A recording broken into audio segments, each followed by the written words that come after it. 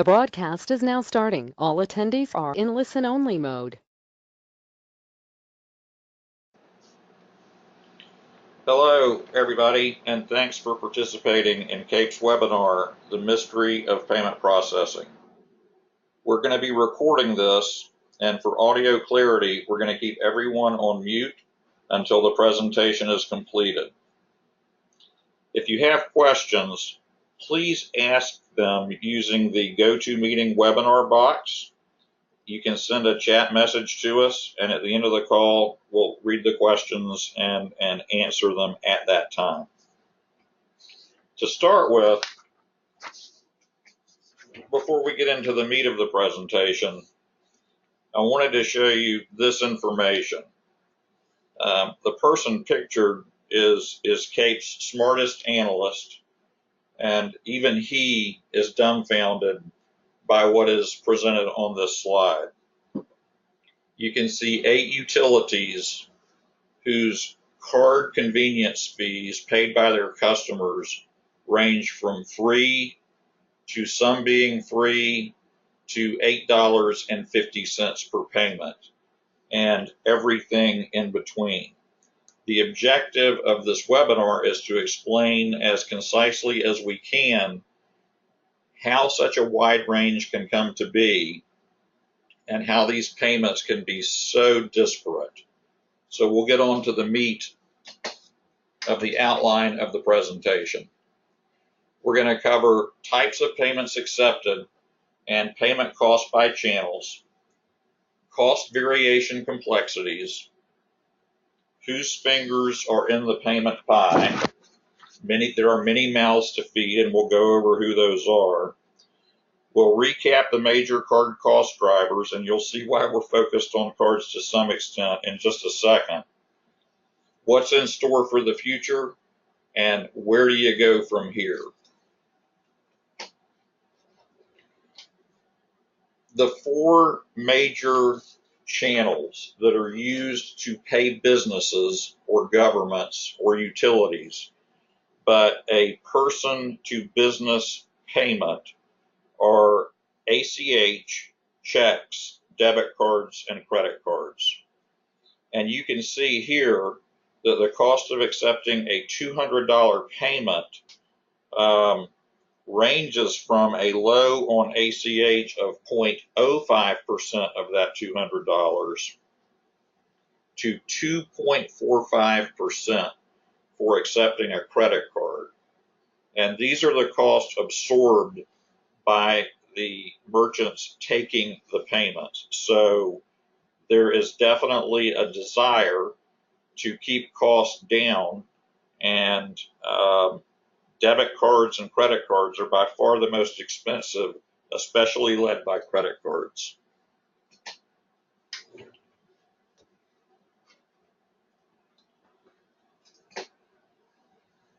So we're going to take $100,000 payments on this slide, 100,000 payments on this slide with an average payment amount of $200, and show you the cost of accepting the payments spread as shown.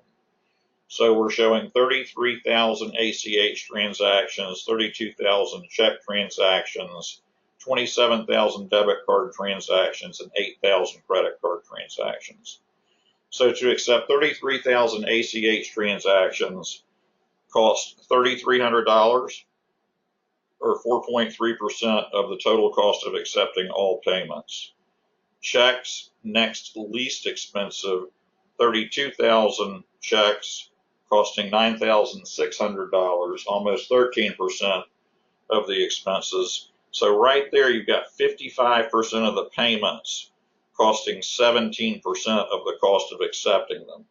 And then you get into the debit cards and the credit cards, and you can see on the credit card situation, 8% of the payments, 8,000 payments representing 8% of the payments cost $39,000 plus, or almost 52%. So there's definitely there would be a desire to have lower cost transactions, or to figure out ways to lower the cost of the debit card and the credit card transactions, or both.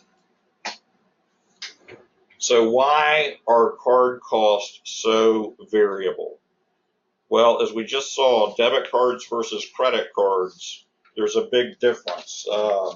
Debit cards are a fourth or less the cost of processing a credit card. Within debit cards, there are debit cards regulated by the federal government and debit cards that are not regulated by the federal government. They have different fees associated with them. Cards issued for commercial payments are much more expensive to process than cards issued for personal use. The dollar amount of a card accepted has a lot to do with how much it's going to cost to accept the payment, because a lot of the payment amount, or the cost of the payment, is a percentage of the payment amount versus a fixed fee. The higher the payment amount, the greater the fee. So average payment amount has a lot to do with how much you pay for credit card processing in particular.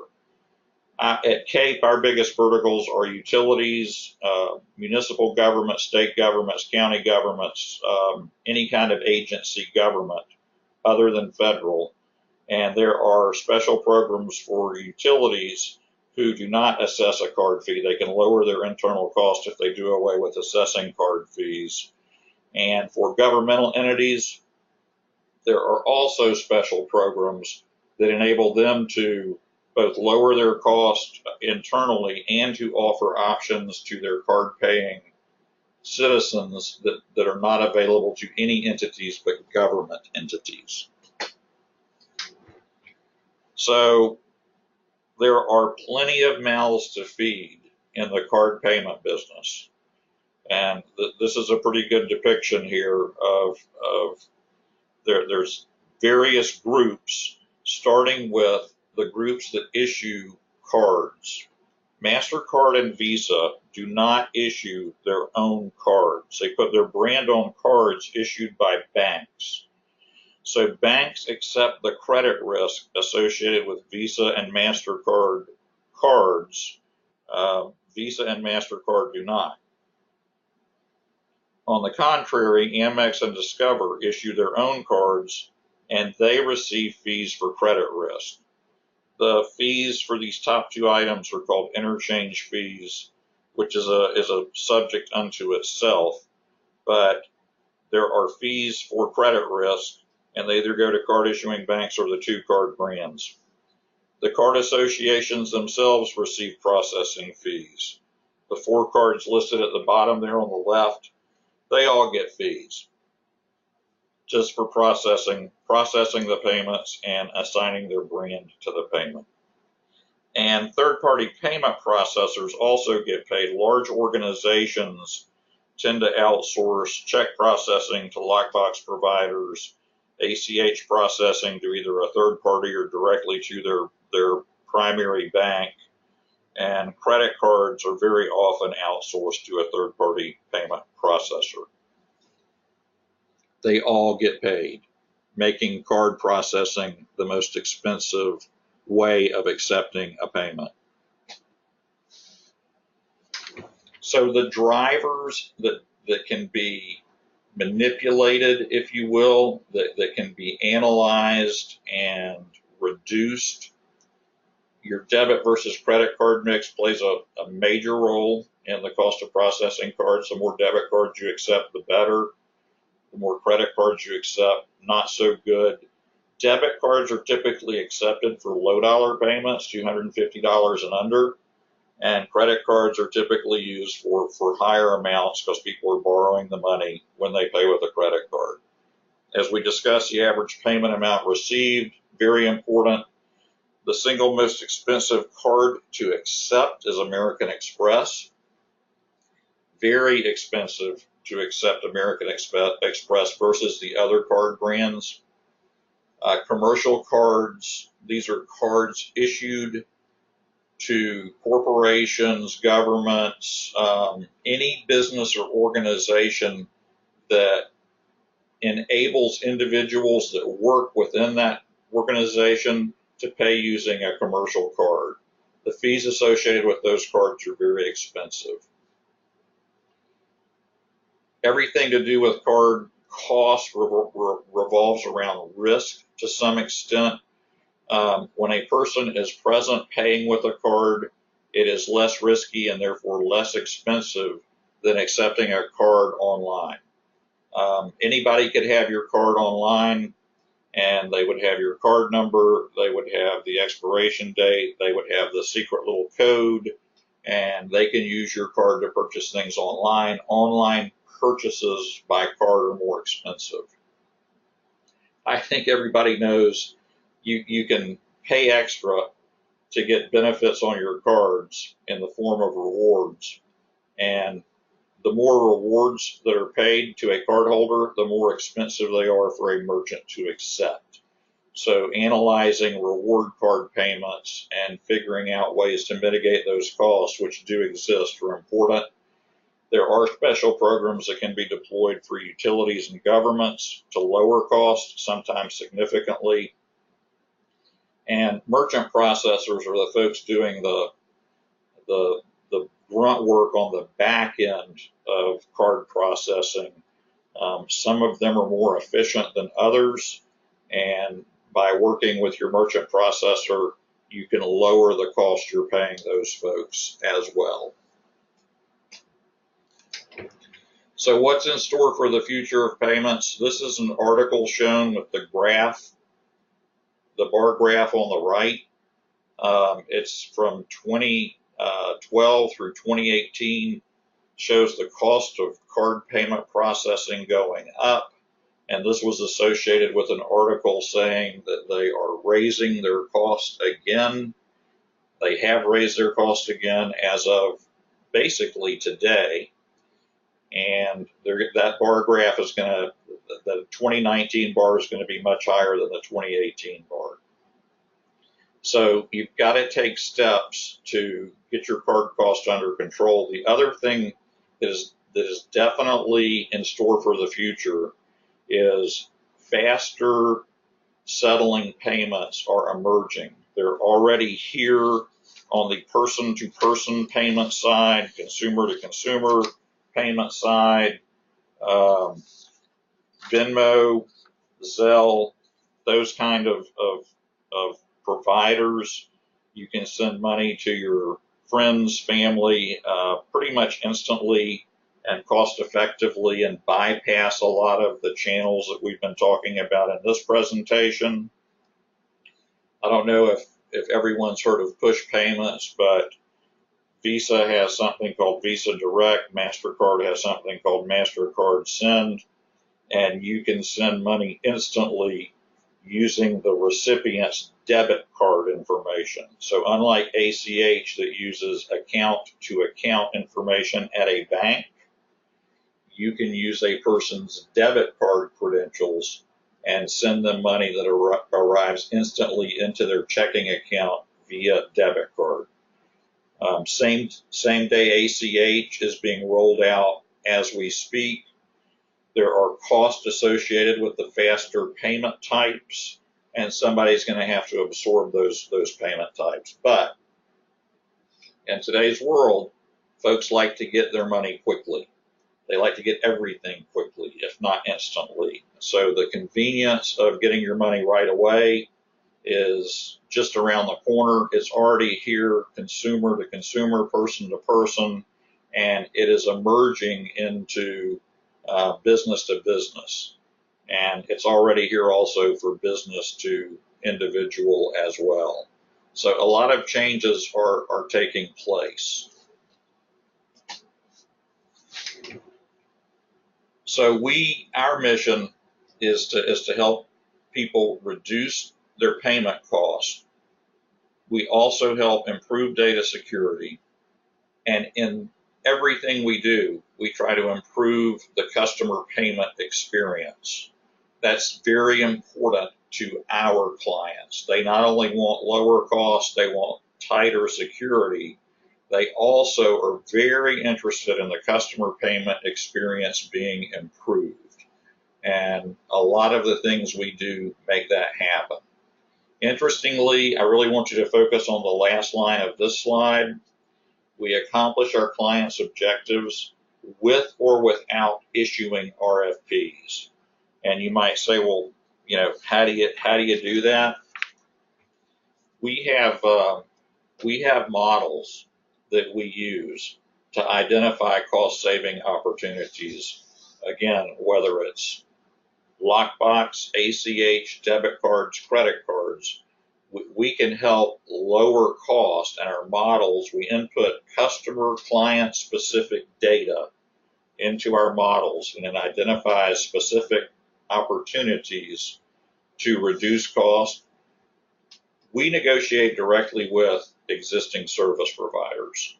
So using our modeled information, we can sit down with an existing vendor of an existing client and renegotiate lower fees without issuing an RFP. We have done that. We have also run into situations where we have had to help our clients issue RFPs in order to get lower cost when their existing vendor refused to lower cost. Okay, so we're going to move to questions now that have come in, and I'm going to keep the names, as I said, without identifying who asked the questions. I may have already answered this one. How do you help organizations lower their payment cost? Again, we have models that we use, and we input very specific. We input our customers' information, our clients' information into our model, and that shows us where the opportunities are. Next question is your last slide indicates RFPs may not be necessary. How does that work? And that is basically negotiating directly with existing vendors, and we've done that very successfully. Here's one. Where do you see the largest cost reduction opportunities with clients you work with? It varies for sure.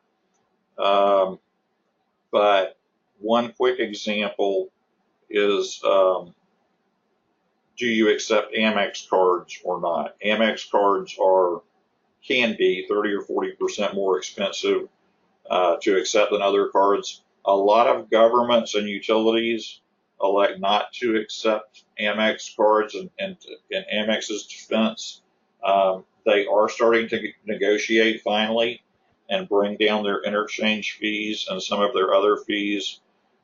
But our clients who have elected not to accept Amex save a lot of money. Commercial cards are an opportunity where you can work with your vendors and get lower cost on commercial cards by providing more data. A lot of people are still overpaying for ACH payments.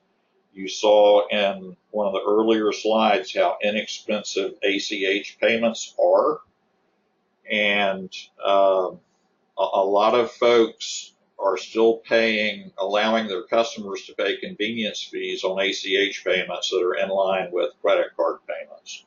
So it's a huge overpayment. What they're basically doing is they're subsidizing their credit and debit card payments with charging a fee on ACH payments. Last question I have is, what advice would you give to finance departments to look for red flags in payment processing? It's a great question. We have found that when payment processing is all in-house, in particular, merchant processing statements that our clients receive are very difficult to read, very difficult to understand. And one of the things, again, you can look at that's easy to identify on a merchant processing statement is how much your Amex cards cost versus your other cards. You can also make sure that your debit cards are being assessed appropriately and not being overfeed. Sometimes folks do that, but you basically really do need a consultant to come in and help you identify all of the cost saving opportunities, because it is very, very difficult to translate what is on merchant statements. It's a little bit easier when you're a convenience fee charging organization. You can literally compare your convenience fees to cohorts in your lines of business. And to take an example, in utilities, if you have 500,000 customers, the convenience fee information is available on websites, and you can see what other utilities your size or organizations your size are paying for convenience fees, and sometimes the delta is significant and a red flag goes up on that, and that needs to be dealt with. So with that, again, I want to thank you very much for your time and attention. And on the last slide, my contact information is there, and on our website, capeexperts.com, that is also, you can reach me directly. And we're going to post this on the website and on LinkedIn. You can listen to it again. I encourage you to have other folks listen to it as well. And again, thanks for participating. Send me an email if you have more questions. Thanks so much.